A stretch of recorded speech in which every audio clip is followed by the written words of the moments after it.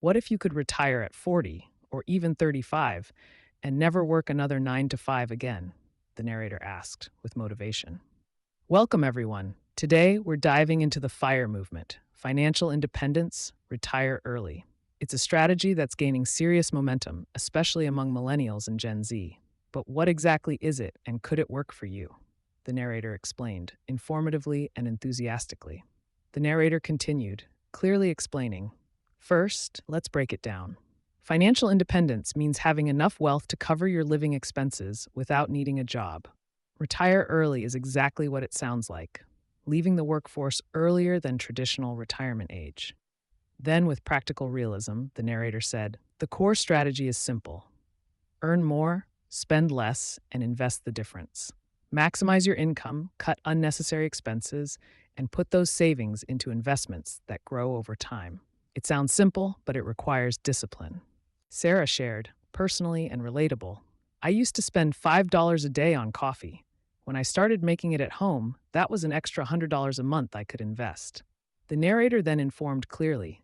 So, how much do you actually need to retire early? A common guideline is the 4% rule.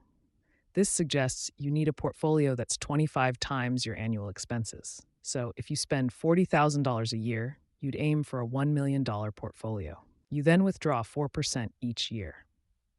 In an inspiring and authentic tone, the narrator said, let's look at some real-life examples. Take John and Jane, who retired in their early 40s by aggressively saving 70% of their income and investing in index funds.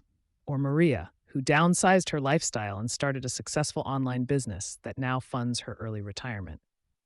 Continuing informatively and descriptively, the narrator explained, now, let's talk about the different flavors of FIRE. First, there's LeanFIRE, retiring on a very minimal budget. Then there's FatFIRE, maintaining a luxurious lifestyle in retirement. And finally, CoastFIRE, having enough invested that it will grow to traditional retirement, so you only need to cover your current expenses. The narrator balanced the view objectively, saying, the FIRE lifestyle has incredible benefits: more freedom, flexibility, and time to pursue passions. But there are challenges. Market volatility can impact your portfolio. Healthcare costs can be unpredictable.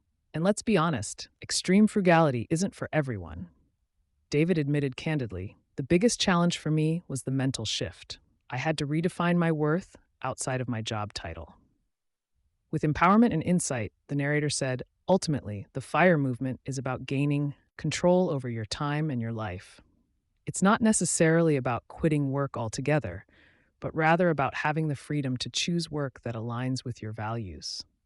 Motivationally, the narrator stated, the key takeaway: it's not about quitting work, it's about buying freedom. The narrator called to action: subscribe for more investing and wealth building tips, and comment if you'd ever want to retire early or just reach financial independence. Reflectively, the narrator reminded, remember, achieving FIRE is a personal journey. It requires introspection and asking yourself, what does freedom mean to me? Everyone's path will look different, and that's perfectly okay. In an inspirational tone, the narrator shared, for some, FIRE means the freedom to travel the world. For others, it's the opportunity to focus on family and personal growth. Reassuringly, the narrator said, whatever your vision, know that you're not alone on this journey. There's a whole community ready to support you. Encouragingly, the narrator invited, we encourage you to connect with others who share your goals. Join online forums, attend meetups, and learn from those who've walked the path before you. Optimistically, the narrator reminded, remember, FIRE is not a finish line, but a lifestyle. Embrace it in a way that enhances your happiness and satisfaction. Calmly and informatively, the narrator suggested, consider incorporating mindfulness into your FIRE journey. Practices like yoga and meditation can help align your financial goals with personal well-being. Insightfully, the narrator noted, remember, financial independence is not just monetary. It's about mental freedom too. Warmly and invitingly, the narrator expressed, FIRE is also about community. Share your journey with those around you. Host get-togethers, discuss strategies, and build a support network. With a connective tone, the narrator added, after all, financial freedom can be more meaningful when experienced together. Engaging the audience, the narrator said, we'd love to hear your stories. How do you define financial independence? What are your steps to achieving it? Motivationally, the narrator encouraged, reach out to us on social media or through our website. Let's inspire each other. Self encouraging, the narrator said, finally, embrace every little success on your FIRE journey. Celebrate each milestone, no matter how small. It's these achievements that propel you forward. Reflectively and calmly, the narrator reminded, as the day concludes, remember that every choice you make brings you a step closer to your dream life. Keep moving forward at your own pace.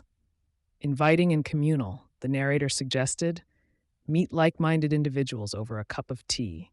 Share your dreams, learn from others, and cherish the friendships you build during this transformative journey. With hope and vision, the narrator concluded, every journey begins with a single step. Let yours be the pursuit of a life rich in experiences, friendships, and freedom.